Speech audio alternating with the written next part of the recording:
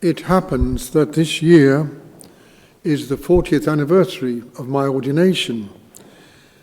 Although I'm from England, I studied in St. Patrick's College in Thurles, in County Tipperary, for the priesthood.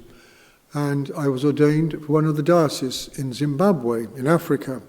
And so I've been there for 40 years, 40 happy years, I must say, and very fulfilled years.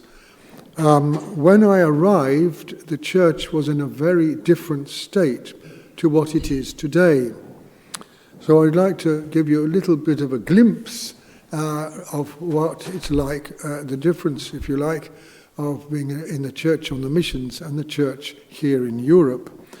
When I arrived, there was only about 20 priests in our diocese.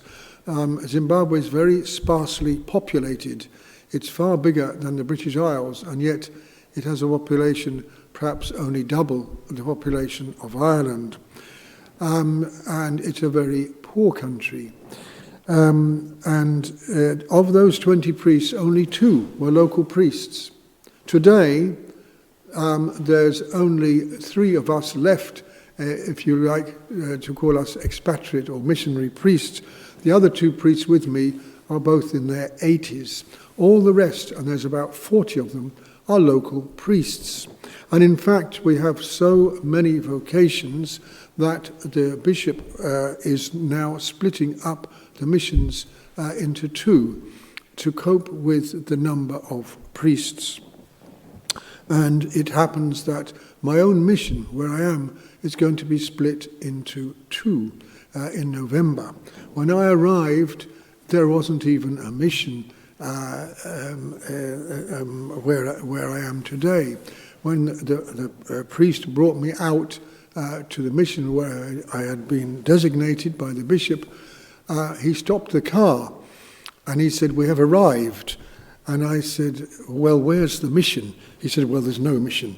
And I said, "What about the land?" He said, "Well, there's no land." So that's how it all began.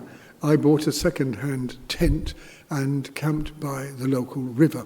The river was the Zambezi, which divides Zambia from Zimbabwe. So from there I started. And today the mission has 25 outstations, most of which have a church.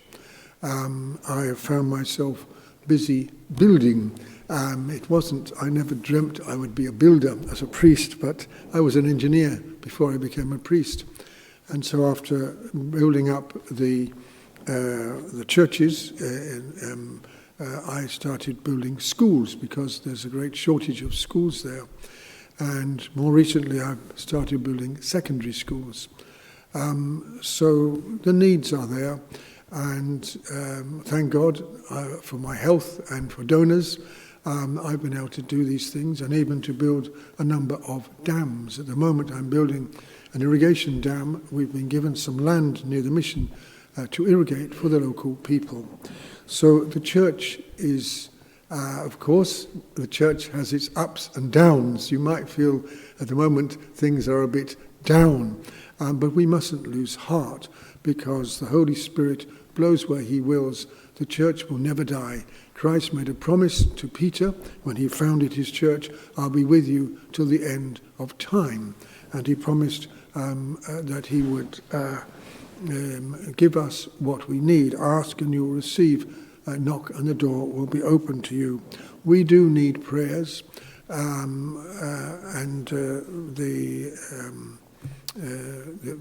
at the same time, we are blessed with vocations. Perhaps you wonder, why are the vocations in Africa and not in other places? One reason might be the sheer poverty of the people. That people have uncluttered minds.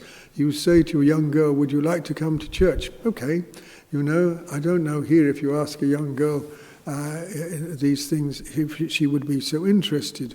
I have 2,000 parishioners, out of which 3 own a motor car. I don't know how many here own motor cars. Perhaps it's more than 3, even in this mass. None of them have access to electricity, not one. I'm the only one. We have access to electricity from the national grid. So you can imagine most of them have no access to phones and so on. So their life is very different to what we find in Europe, for example. We are blessed in our parish, in our mission. At the moment, we have got 6 young men studying for the priesthood, one of which has recently been ordained a deacon. They're for different congregations. One of the deacon is actually for our diocese. And we have a number of sisters. So my hope is, if I can still carry on a few more years, to establish a convent at the parish, because we're going to build a clinic, a Catholic clinic, by the mission, which will be for the people. So I better not keep you much longer. I just want to finish with a little story of one of my parishioners, a very simple story. She came to me, she's an elderly woman, a widow. She came to me on Christmas Eve last year. And this woman does not have a habit of coming to me. Some, of course, are always coming and looking for a bit of help. She came and knocked on my door, and she asked me, "Father, I want something from you. Will you give me $1?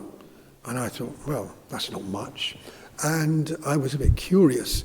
So I said, "What do you want the $1 for?" And she said, "Well, it's Christmas Day, tomorrow." You know, I always like to try and joke with people a little bit. I said, "Really?" "Oh," I said, "you're right. Yes, it's tomorrow." I said, "What are you going to spend it on?" She said, "Father, I want to enjoy Christmas, so I want to buy a loaf of bread." That was her wish to have a happy Christmas, and the loaf of bread gave her that bit of happiness. In the name of the Father and the Son.